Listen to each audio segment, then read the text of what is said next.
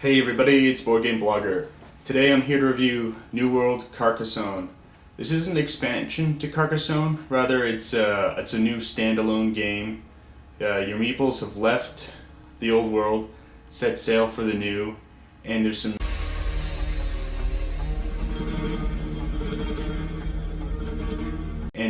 neat new features that comes with this. The game sort of updates the farmer system. They've renamed the monastery that's been renamed as the farmer, and the farmer from the regular standalone Carcassonne game is now the trapper. If you want to know more about the actual Carcassonne game, check the link below. There's a great review by the Board Game family, and that's worth checking out. But I'm here to talk about Carcassonne New World and how it's different, how you might like to get it, and if you don't own any, what the advantages of this game are. You can go watch Board Game Family's review of Carcassonne and sort of compare for yourself how you think which one would fit your playstyle more. So why don't we take a look at the board. There's some neat new features, so let's just dive right in. Okay, so the way a game of Carcassonne works is the different players randomly draw from the stack of tiles and then place the tile, and it's like you're filling out a puzzle. So I've got this piece here. It's a fork in the road, and we can make a connection. So I couldn't place it here because this messes with here. This is a road leading into a plain, so it wouldn't work there. But I could put this here. And now this completes a road. It's only worth 2. The various ways you can score is you can complete roads. You get 1 tile per point, and plus a bonus for trading posts. Towns you get 2 points per tile, plus bonus for flags.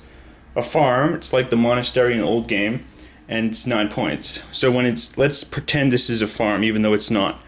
Once we get a full tile in there, such as this, now it's completely surrounded, and that scores for 9 if you had a person there. So if that was a farm, this gets placed here, and then this all scores.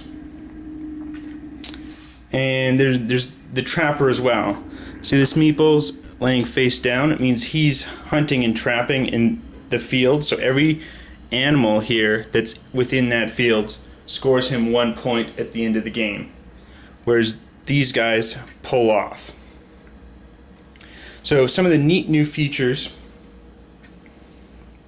is, let's say we go there, yellow's turn, they place this guy, and it scores. So it's 2 points for the tile, he comes off, yellow can replace him, and then the neat new feature is, see these 2 surveyors?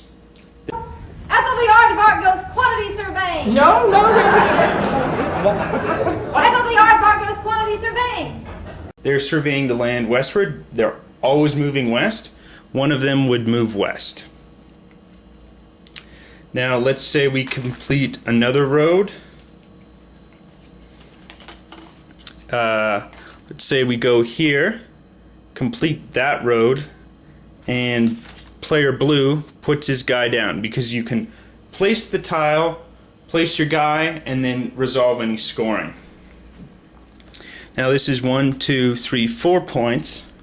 So in a standard Carcassonne game, that would just be 4 points. But because he's right at the forefront where the surveyor is, he scores an additional 4 points. So he gets the 4, and then each surveyor gives you an additional 4 points. So you'd get 8 for that, and then the surveyor moves west. Let's say yellow had a guy down here. Let's say yellow still had a guy there when blue places this tile and the surveyor.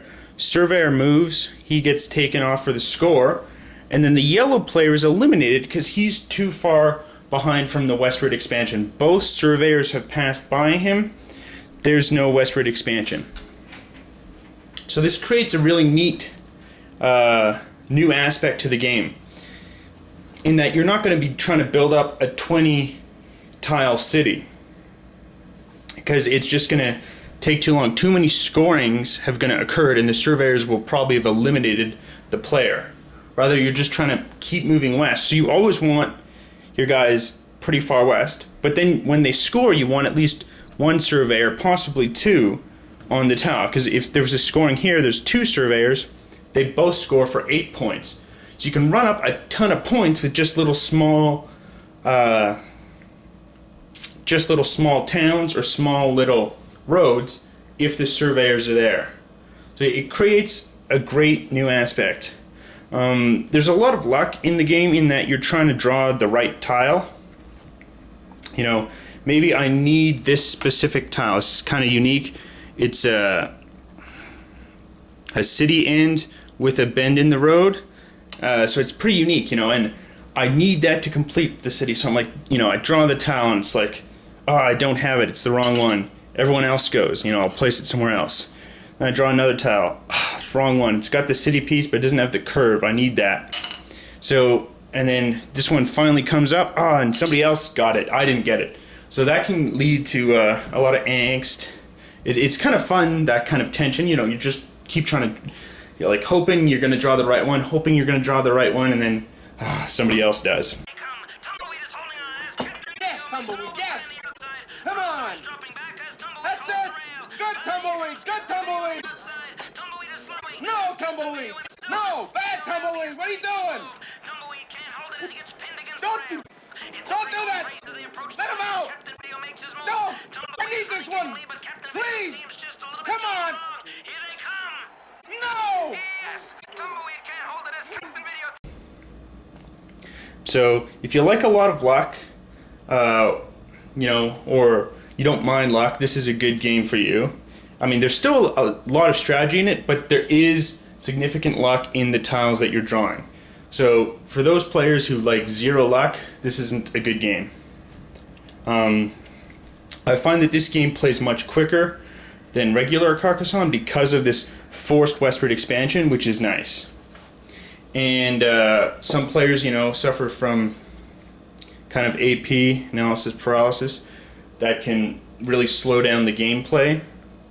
Because of this forced westward expansion, the game just moves so much quicker because your guys left behind get eliminated when both of them move west.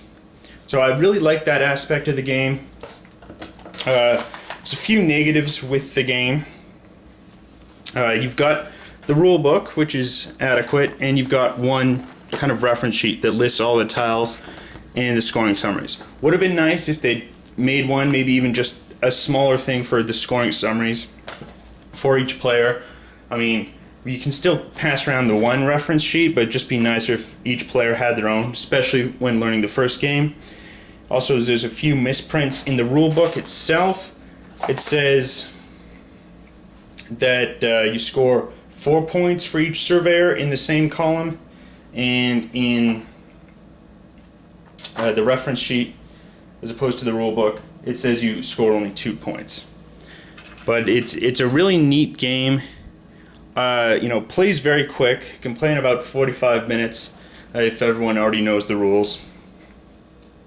It's fun.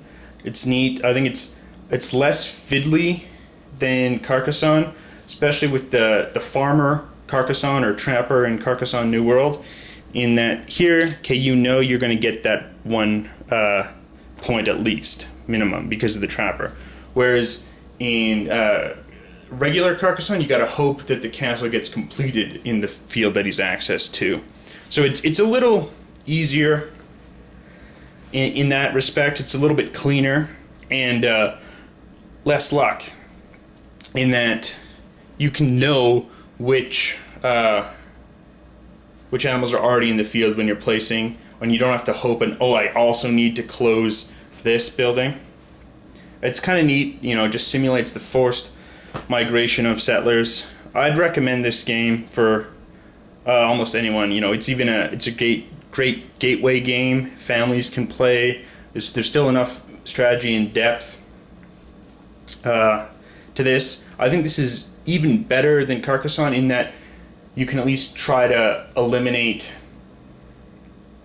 someone who's way in the lead. That's a lot tougher to do in regular Carcassonne, but here you can, you know, quickly complete small roads or stuff to force the surveyors to move west, and eliminate your opponent's, workers left behind. So there's a lot more, I think, room for player interaction in this version. So I'd highly recommend it. If you don't own any, I'd recommend getting this one.